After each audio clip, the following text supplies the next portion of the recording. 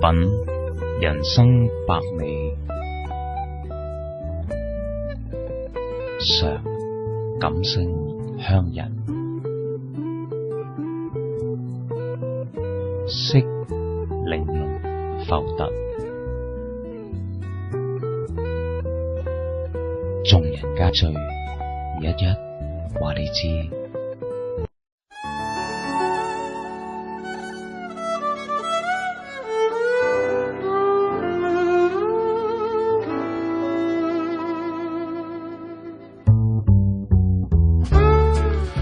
Hello， 大家好，又過咗一個禮拜啦，咁啊，好快就嚟到第10集嘅廣東廣西啦。咁啊，呢個禮拜就天氣有啲反常，咁又冷又熱。咁啊，聽講係嚟緊我錄嘅，即係我出街嗰個禮拜開始咧，就話凍翻。我就想過年咧可以過翻一個比較凍啲嘅年，咁因為個凍啲嘅年，就覺得有啲氣氛啦。咁啊，唔知大家有冇呢個感覺啊？因為而家咧就發覺咧就過年啦過節咧個即係嗰個氣氛係越嚟越比較冷淡。咁啊，除咗係啲後生仔咧可能出去玩，即係我諗係可能圍埋一班二班去飲嘢啊咁之外，咁其實已經好多傳統就冇晒啦，越嚟越就比較除咗小朋友啦過年會買新衫啦，咁其實如果唔係咧都越嚟越少，即係啲人話過年特登要買全新嘅新衫啊或者新底褲啊咁樣，而家比較少啊。咁以前啊睡衣都要新啦吓，咁啊而家啊直頭就真係冇乜啦。咁啊今集咧都係一樣啦。咁啊我咧都係有啲兩個產品就想介紹俾各位聽眾嘅。咁啊產品咧就不嬲，我好多時咧都係親身用過，咁然後用咗之後咁個感受咧就會話翻俾大家聽。咁所以咧其實我介紹所有嘅產品咧都係我自己試過嘅。咁啊今次我想介紹呢一個咧就係一個serum。呢個 serum 咧就係一個維他命 C 嘅 serum 嚟嘅 professional serum 啦。咁維他命 C 咧咁其實對皮膚好好噶噃。咁因為咧佢會令到你個毛孔啦會收細啦，有紋減淡啦，咁同埋咧就係一個緊緻啦咁樣，同埋咧會令到你呢個暗粒咧冇咁多。咁因為咧女士通常有好多粉刺啊、暗粒啊、皺米啊咁你用咗呢一個之後咧，咁的而且確就減少咗好多。咁呢個 serum 咧就維他命 C 有兩個呢個有兩個唔同嘅 percentage 嘅，有15%，有30%。咁啊建議初初用嘅朋友咧用個15% 先。咁啊等個皮膚即係接受咗啦，咁啊先或者再選擇濃度嘅維他命 C 高啲嘅30% 嚟用。咁呢一個 serum 佢本身好似油咁樣嘅，咁啊我通常就會選擇夜晚用咯。因為點解呢？如果你要用呢一個 serum 嘅話呢，如果你日頭用呢，其實效果係好，不過呢就大家一定要搽防曬嘅，因為呢維他命 C 好吸光。咁如果呢你喺日頭用又唔用防曬嘅話呢，佢其實呢出雀斑嘅機會係好高。咁啊 Bobo 啊為免麻煩啦，你知啦，有陣時趕時間咁啊，或者有陣時真係驚自己唔記得搽呢個防曬，咁所以咧我就通常將呢個 serum 就喺夜晚臨瞓嗰陣時搽嘅。咁我用咗之後咧，我的而且確一覺得塊面冇咁多暗粒啦，二啦皮膚咧係幼細咗，毛孔細咗嘅，咁同埋都係有瞓醒嘅時候咧都會覺得塊面咧係好白淨啊，同埋冇咁多油分泌嘅。咁咧呢個都係一個幾好嘅產品啦。咁另外咧就想介紹另外一種產品咧，就其實好多人都中意用嘅。咁其實男男女女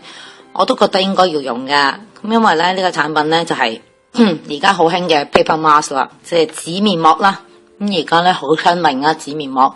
係有啲 3D 啊，有啲拉提啊，有好多唔同嘅形狀嘅面膜出嚟啦。咁有啲係甚至乎係一啲叫做好似類似一啲叫做透明質咁樣，好似啫喱咁樣啊咁都有嘅。咁咧我呢個咧係傳統紙面膜，咁因為咧係日本牌子啦，咁佢亦都係 Shiseido 資生堂，咁啊其中一條喺日本出嘅 line，咁咧就我仲未見到香港嘅熟悉度有得賣，咁但係我見到有啲賣日本嘢嘅地方咧都有呢個面膜賣噶。咁好主要都係保濕啦。唔好意思啊，點解我會咁注重保濕咧？咁因為原因咧，我哋塊面咧，人啊70%都係水分啦。咁但係面咧個水分咧會從空氣啦、天氣啊，好似而家咁乾燥啊，又或者係開冷氣啊咁樣咧，你就會俾人抽乾你塊面，咁啊形成你塊面好乾。有陣時有啲化妝嘅測試，皮膚測試都會話你底部好乾喎咁。尤其是咧，我成日搭飛機，久而久之咧，塊面其實好乾。咁大家都知道啦，皮膚乾啦，咁會有細紋啦。咁另外一個最大嘅問題咧，就係當你皮膚太乾咧，咁我哋個皮膚係一個保護機制啊，咁咧佢就會響起警號。咁因為咧就唔會令到皮膚龜裂啦嘛。你知啦，皮膚係你一個人最大嘅防線，因為保護晒你內臟啊、血管啊咁。咁當你咁乾嘅時候咧，你一個分泌咧就會自然多咗好多油出嚟嘅，因為水油要平衡啊嘛。咁你水分少，油分咪自然會多咯。如果你水分足夠，分泌嘅油分咪自然會少咯。咁油分多咧就好多問題啦，例如油脂粒啦、暗瘡啦、塊面咧成日肥冧冧啦，又污糟啦，咁會引申咗又會有黑頭毛孔閉塞呢啲啊，好多呢啲問題。咁所以保濕其實對每一個人都好重要噶，唔係淨係女仔噶噃。咁我覺得男仔咧都應該好好地咁去注視呢個問題，因為點解咧？我都講過啦，冬天如果我見到你塊面即係白雪紛飛咁，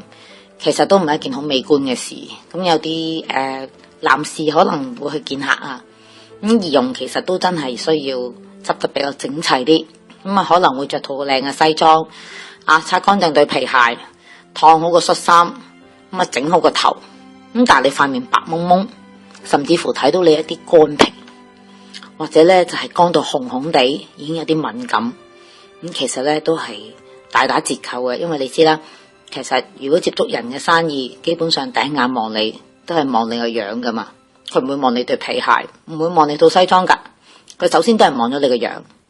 咁所以咧，我覺得皮膚護理咧對男士嚟講都係重要嘅。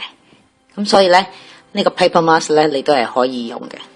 咁呢一個Shiseido 嘅呢個 paper mask 咧，佢個盒裝咧就係上半部分係金色，下半部分係米黃色。咁咧佢就有個英文就應該叫做個串法係 ELIXIR， 跟住就 Superize 咁樣嘅。咁咧到時我會擺上網同大家分享啦。咁同埋頭先呢嗰支serum 我都會到時影相咁post上網咁同大家分享。咁另外有一隻咧都係保濕嘅，咁呢個就唔係 paper mask 啦。嗱，咁有啲朋友咧就因為 paper mask 咧就好易用啊，咁搭落塊面，咁3-4個字，咁剝咗佢，咁洗面就得啦。咁其實靚嘅 paper mask 咧個 serum 因為係質素幾好啦，好似我頭先介紹嗰隻咁咧。其實當你搣咗嗰個 paper mask 之後咧，你只要將嗰啲剩翻落嚟嘅 serum 去按摩塊面咧，令到佢完全吸收咧，就唔使洗面嘅。咁但係有啲嘢一定要洗面嘅，即係比較平一啲嗰啲咧，就最好洗佢。咁呢啲咧比較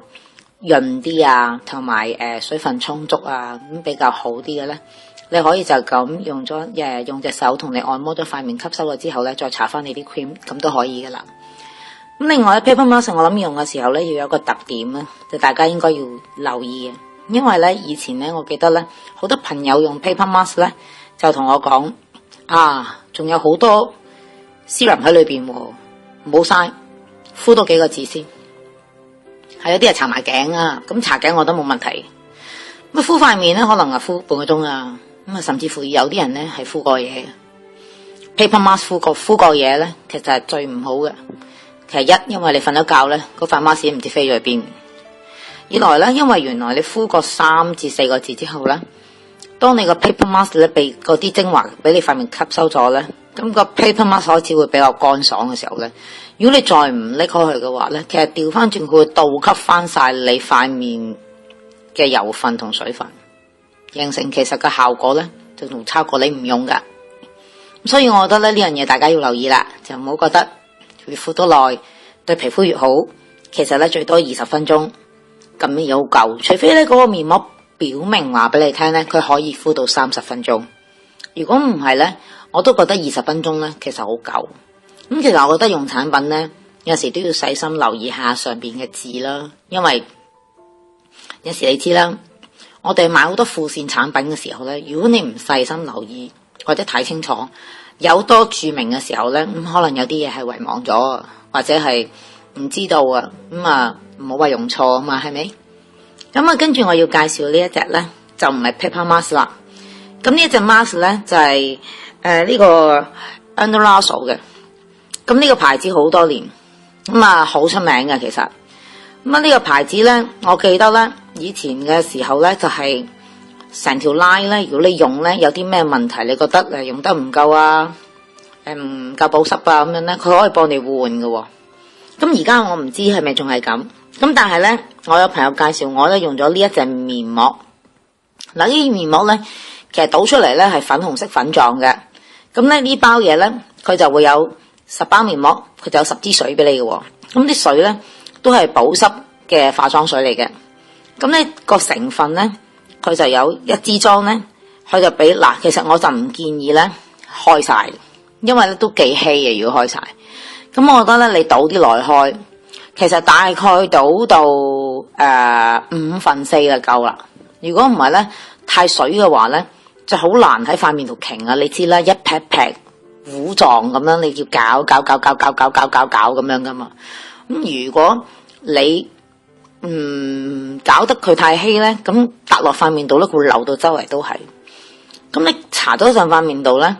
咁跟住咧，佢乾咗成塊之後咧，你搣翻之後咧，其實剩翻個水咧，你係可以愛嚟抹翻乾淨塊面，因為佢係一個化妝水，因為其實都係有保濕嘅成分。咁呢個面膜其實真係好保濕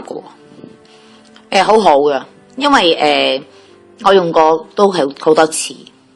即係因為呢啲面膜咧，即係我粉狀開嘅面膜咧，其實一般人都覺得較為麻煩嘅，因為你知啦，又要倒出嚟搵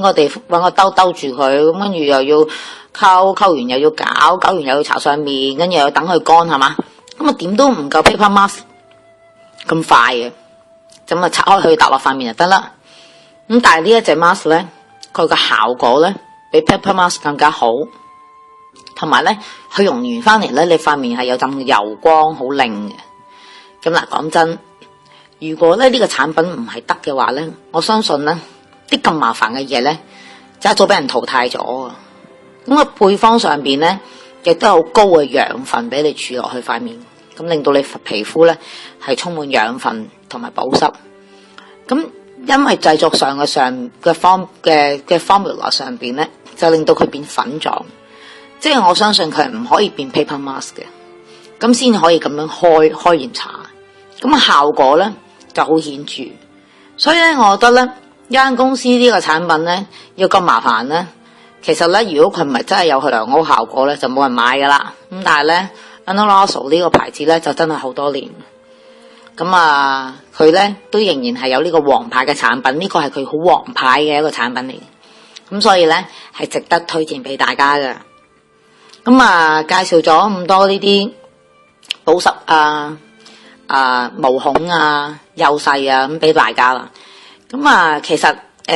講到美女士。咁啊，真係美顏行先啦，係咪先？女為悅己者容啊，呢句嘢大家都好明白啦。咁啊，大家其實有冇諗過？其實除咗你個外表要好靚之外，其實你個心境都要好健康咧。嗱，因為都市繁忙啦，咁啊，曾經有一段時間，謝安琪賣嗰個廣告就話，一個政府推廣廣告，其實每5個人咧會有1個人有情緒病。咁呢樣嘢其實真係唔係講大話。因為情緒病呢樣嘢咧，係每時每刻你唔知幾時開始佢會嚟探你，咁所以咧身心健康咧，我覺得好重要嘅。即係女仔就唔係淨係得個外表靚嘅啫，內涵啊，啲人成日話內涵咁係嘛，咁唔通真係要哈佛畢業先有內涵咩？其實唔係啊，其實就係話你有冇照顧你嘅心靈健康，同埋你有冇去令到自己更加增廣見聞，去睇多啲唔同嘅嘢，擴闊自己嘅心胸，唔好當個生活嘅空間咁狹窄，令到自己容易諗埋一邊。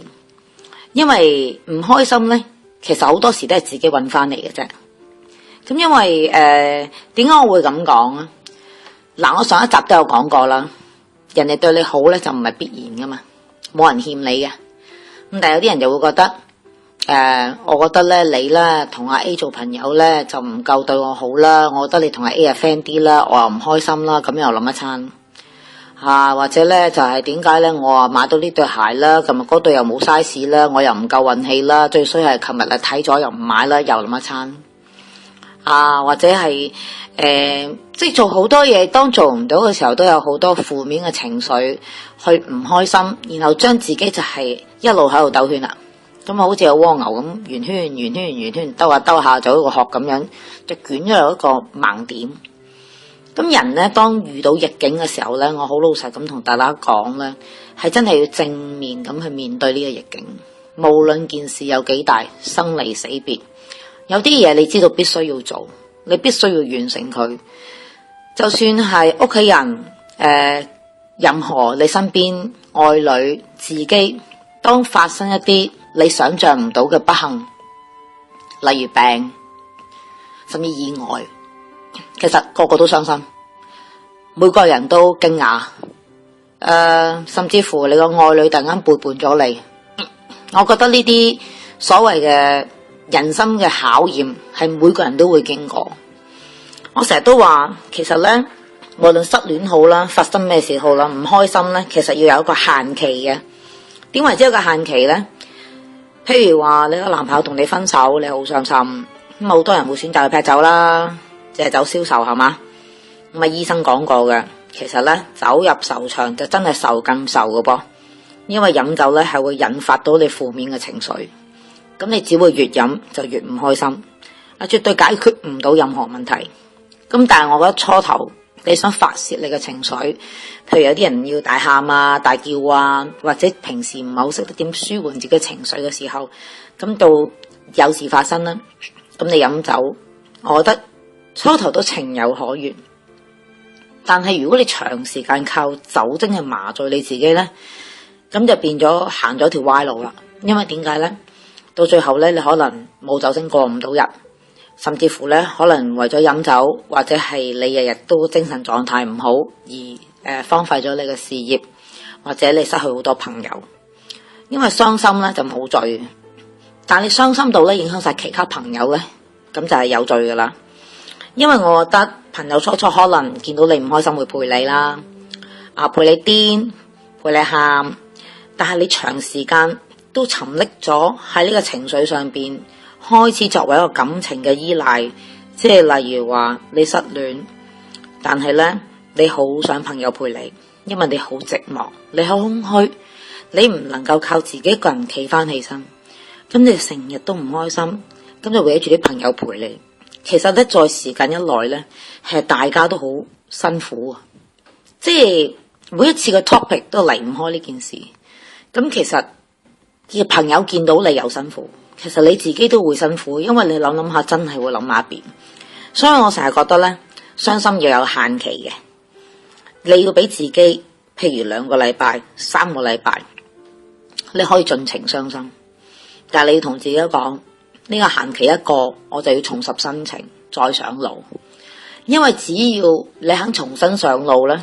咁然後你先會有明天噶嘛。如果唔係，你成日都屈喺嗰個地點，淨係喺度喊，或者淨係喺度唔開心，你都睇唔到將來噶。另外就係一啲，譬如話屋企人、親人所發生嘅意外，甚至病，當知道嘅時候真係好傷心。我記得我1年之前，當我知道我媽媽有癌症嘅時候，我真係好傷心。媽媽年紀好大，唔可以做手術，個範圍亦都好大。由於個癌症生嘅地方唔可以做標靶治療，基本上叫做乜都冇得做。咁喺嗰個情況，我媽媽得我一個小朋友嘅啫，即係冇其他兄弟姊妹，我就要獨立去面對去解決呢件事。第一，因為媽媽呢就係一個好怕痛嘅人，亦都唔開心面對一啲比較悲哀嘅事，所以我極力唔話俾佢聽其實佢發生咩事，我淨係話俾佢聽佢嗰個部位有少少唔舒服，有啲問題，有啲發炎，咁啊但係小心食嘢就得噶啦。好彩媽媽喺嗰一年裏邊呢，其實冇乜特別大嘅藥物可以幫助佢，但係佢冇痛楚，佢最多成日同我講呢，佢話有少少唔舒服。嗱，我媽媽係膽管癌，佢當時就成日淨係覺得個胃頂住，因為同親膽有時都會係咁。咁我爸媽一早已經割咗膽，咁其實係個膽管生 cancer。咁但係好彩啊，咁佢就冇痛楚。咁但係醫生已經同我講咧，最多得1年時間。其實到最後媽媽都係7個月就走咗。嗱，嗰段時間係我人生最困難嘅時間，因為我要裝修，我感情上出現好大嘅變化。咁我媽媽又生 cancer， 我要處理嘅事係多到每一日都係負面嘅，即係譬如話媽咪會唔舒服啊，會發燒啊。咁咁啱我裝修屋企嗰時候，咁媽咪就入咗醫院，咁啊順理成章就喺醫院休養。咁因為由於我成間屋裝修，我又要搬開啊，咁又要同啲師傅傾呢個裝修情況啊，又要將啲屋企啲嘢搬去呢個迷你倉啊，即係每一日都要處理好多嘢。咁直至到媽媽一路都係轉咗去呢個療養院之後，咁我每日都要嘥1個鐘頭時間咧去嗰個療養院度探佢啊。咁當然其實嗰段時間咧，反而見媽媽嘅時間係多咗，因為你日日都要去啊嘛。媽媽因為就始終你係個女啦，佢特別依賴你，又特別詐你嬌啦，有時又唔食飯啦，扭計啊咁樣啦。咁啊變咗咧，我除咗翻工之外咧，我要照顧佢啦，另外仲要請人睇住佢啦，基本上已經係全天候24小時搵人睇住佢噶啦。咁啊又要叫啲親戚去睇佢啦。咁其實成7個月裏邊咧，我自己覺得咧，我最開心嘅咧就能夠最後為咗我媽咪搞一次生日，咁啊所有朋友親戚都到齊，佢嗰晚亦都表現得佢好精神。咁但係其實咧，一過咗嗰晚之後咧，媽媽個情況咧就開始急轉直下，咁啊好快咧，咁啊唔使好耐，咁啊跟住離開咗我。咁啊當佢離開咗我嘅時候咧，我由於屋企又整好晒，咁又要執屋啦，又要處理媽媽嘅喪禮啦，同埋我喺嗰年裏邊咧，我又好唔好彩，有一次按摩唔小心咧喺條頸後邊咧就俾人按甩咗塊皮啦。咁嗰個患處咧就足好辛苦咁樣，令到你成個月咧都仲出緊水，係用紗布遮住又都好，點樣都好咧，啲衫一着落去搭住就好痛，咁啊令到你煩擾不得。你諗下，你日日條頸後邊有搭嘢好痛，又發緊炎，咁你個人會喐噶，咁啲衫陣磨住佢，你又痛。咁你又要處理屋企，咁你媽咪又即係過咗身，又要做好多嘢。咁啊，仲有嗰年呢，我隻狗咧就3級心臟病。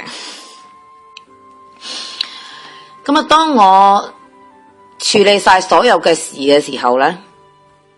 我先至開始發現咧，我個情緒咧出現咗好大嘅問題，俗稱所謂食得飽一滯。咁我開始咧，唔係瞓唔到覺，係每日嘅5點鐘起咗身坐咗喺度，我食唔到嘢，甚至乎咧我腸胃炎。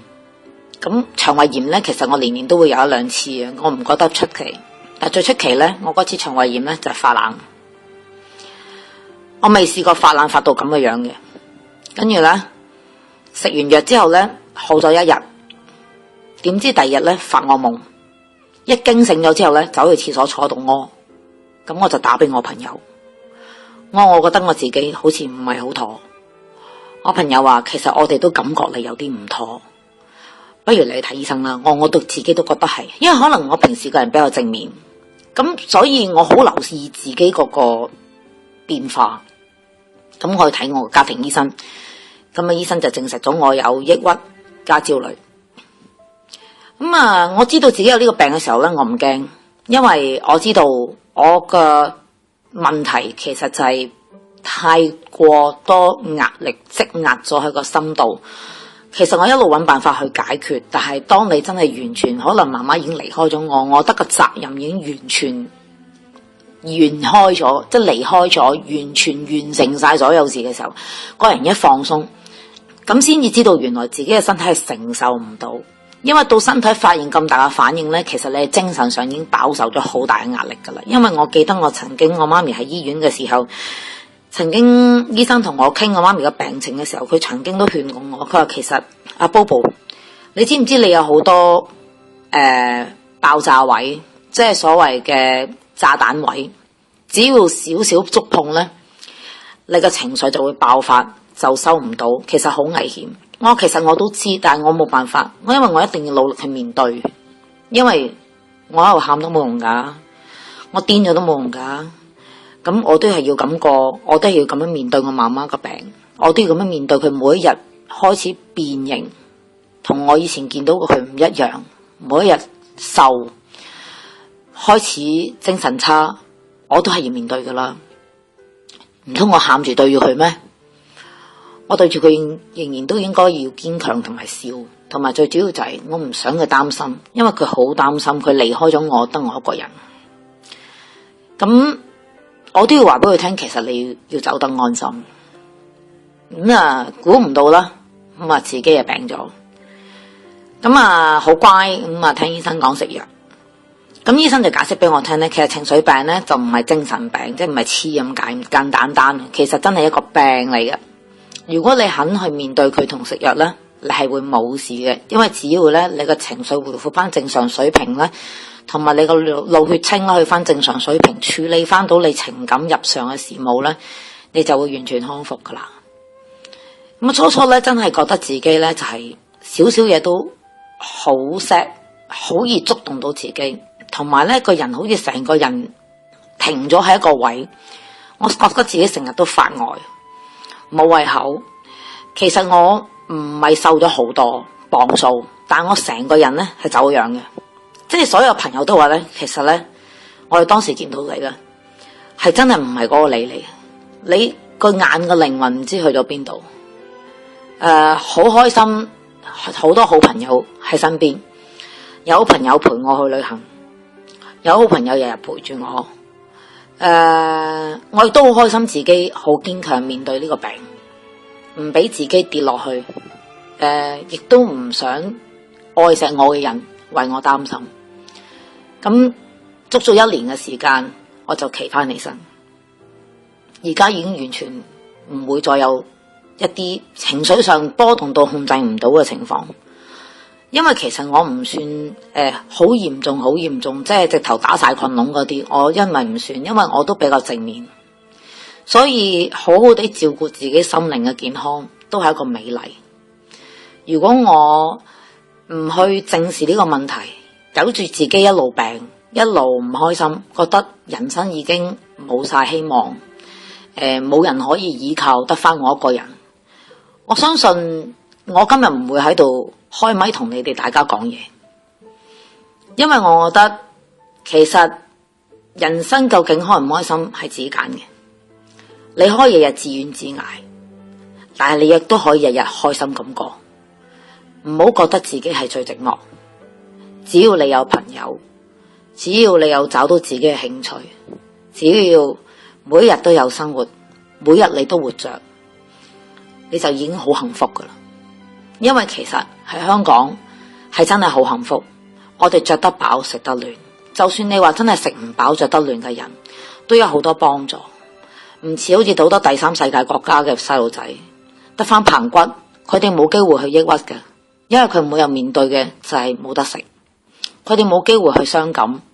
冇機會去講你情感上啊愛情啊，因為佢都唔知自己可以生活到幾多歲。咁所以呢，心境開朗呢係好緊要嘅。咁咧而家個 Bobo 咧就翻咗嚟噶啦。咁所以咧我好開心咧喺今日咧同大家分享我呢個病情嘅歷程。咁希望大家咧亦都聽我講，保持心境開朗。咁其實人都會後生啲噶。